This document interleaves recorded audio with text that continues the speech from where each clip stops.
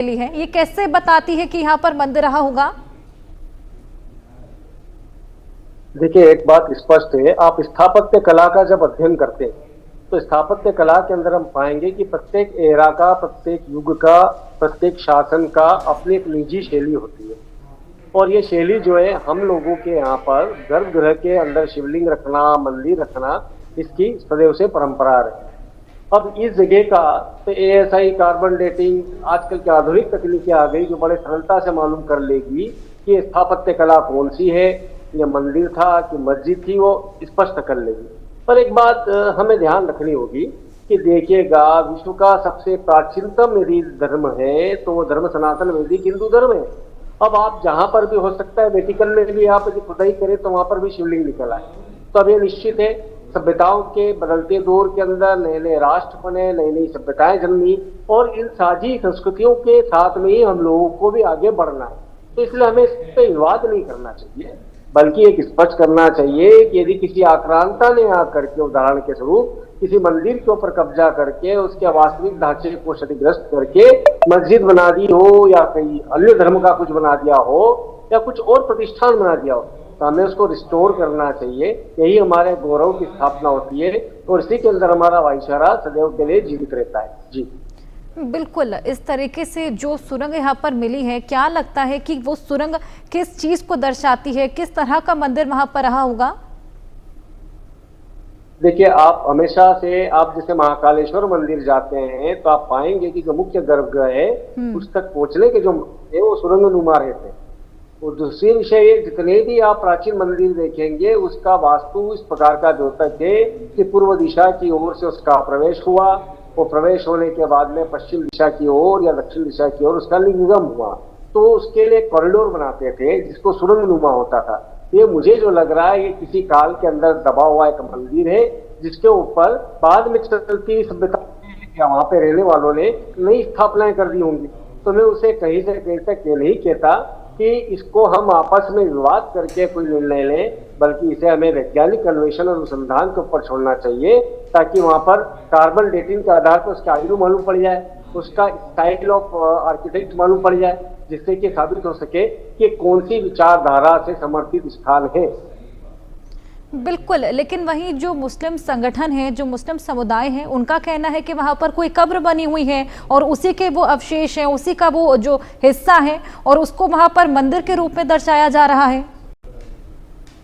देखिएगा, मैं एक नागा संप्रदाय का महामल्लेश्वर, जब मेरी मृत्यु होगी तो मुझे गाड़ने के बाद वहां मेरी समाधि बनाई जाएगी और उसके ऊपर मंदिर बना दिया जाएगा। तो ये जी, आप क्या कहना चाहेंगे स्वामी शैलेशानंद ने जो तमाम तथ्य आगे आपके पेश किए उसको लेकर?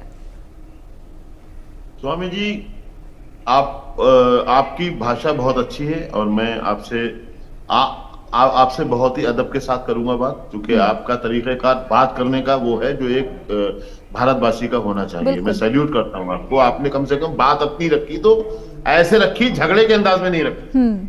बहुत बहुत शुक्रिया आपका।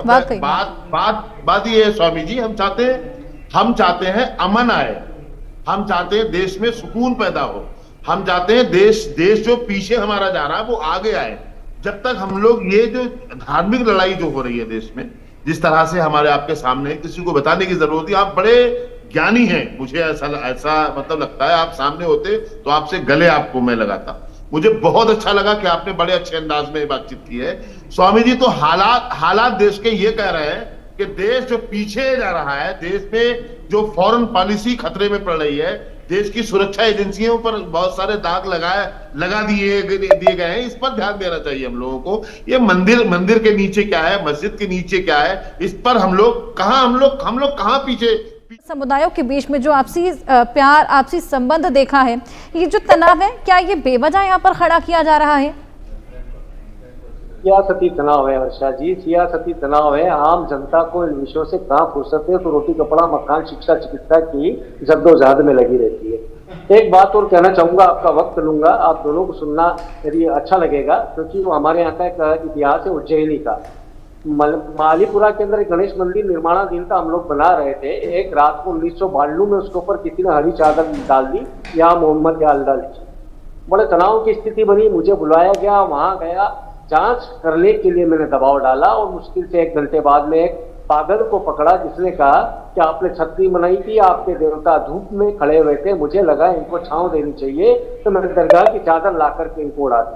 आप देखिए, एक सिंगल लाइनर एक स्टोरी है जिसका बड़ा बृहद इम्पैक्ट है, परंतु एक बात स्पष्ट है, हमारे यहाँ पर यदि देखिए इस्लाम में तो दरगाहों की और मज़ारों की स्पष्टता मनाइए, भूत पूजा परस्ती की मनाइए, किंतु फिर भी हमारी खाजी संस्कृति ने क्या करा, यदि इराक के अंदर शेख अब्दुल कादिर जिलानी की दरगाह है जिसकी सद्दाम इबादत करते थे, तो वहीं पर भारत के अंदर भी हम देखते हैं हाजी अली है, अजमेर शरीफ है, बहुत सारी जगह।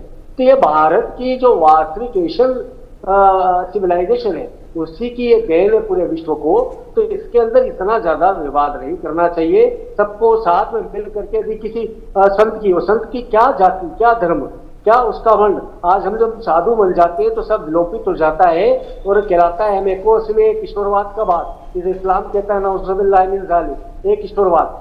तो हम एक ईश्वरवाद की ओर यदि ले जाना चाहते हैं तो विशेष तौर पर एक दूसरे के धर्म को साथ में समझते हुए काम करना पड़ेगा। इसलिए हमने इंटर रिलीजियस पीस एकेडमी की बात करी कि आप जब तक इस प्रकार की परस्पर धर्मों की स्टडीज को प्रमोट नहीं करेंगे, एक दूसरे को समझ नहीं पाएंगे। और ये कुंद मानसिकता के और कुटिल मानसिकता के अनपढ़ जाहिल लोग और कुटिल राजनीतिज्ञ ये मिल करके हम जैसे लोगों को लड़वाते रहेंगे और भारत को एंटी क्लॉकवाइज ले जाने का प्रयास करेंगे। घड़ी आगे चलनी चाहिए, ये पिछले काल में ले जाने वाले लोगों के मैं इनकी सदैव भर्त्सना करता रहा हूँ। जी बिल्कुल। नूर अहमद जी, मैं आपके पास आऊंगी, अगर आप इस दरगाह के बारे में इसकी थोड़ी सी हिस्ट्री हमें समझा पाए। इसकी हिस्ट्री, इस दरगाह की, इस मस्जिद की जहां पर ये अवशेष मिले हैं, जहां सुरंग मिली है। ना इसकी मुझे हिस्ट्री की जानकारी नहीं है, लेकिन ये जानकारी मिली है कि वहां के लोगों से मेरी बातचीत हुई है तो उन लोगों ने बताया है तकरीबन 400-450 साल पुरानी ये जगह है। और फिलहाल हम लोग यहाँ पर इस मस्जिद की बात कर रहे हैं जहाँ पर एक सुरंग मिली है जिसको देवली बताया जा रहा है और उसी को लेकर ये पूरा तनाव है। स्वामी शैलेशानंद जी, मैं ये भी जानना चाहूंगी देवली क्या है? देखिए, देवली जैसे आप किसी भी मंदिर में जा करके एक जगह पर एक स्थायी बना देते। देवली स्थान हमारे उज्जैन में है, सिद्धि के सामने, उसकी संरचना आप देखेंगे वो ऐसी रहेगी। छोटे छोटे से अंदर जाकर के बैठ करके ध्यान करने के, पूजा करने के स्थान होते हैं।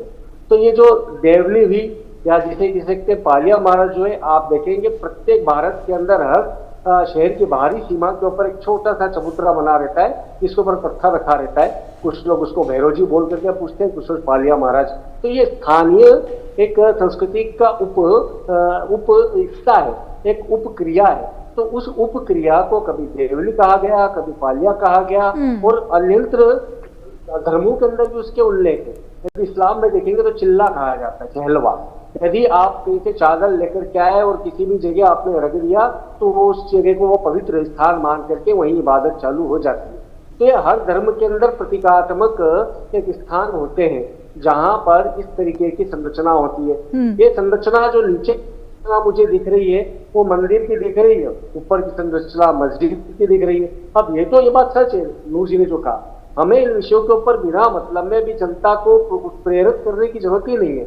एक एएसआई की रिपोर्ट है, वैज्ञानिक अनुसंधान है, उसको हम देख लें, कार्बन डेटिंग पे देख लें, उसके बाद में निश्चित कर लें, फिर बैठ करके बातचीत हो।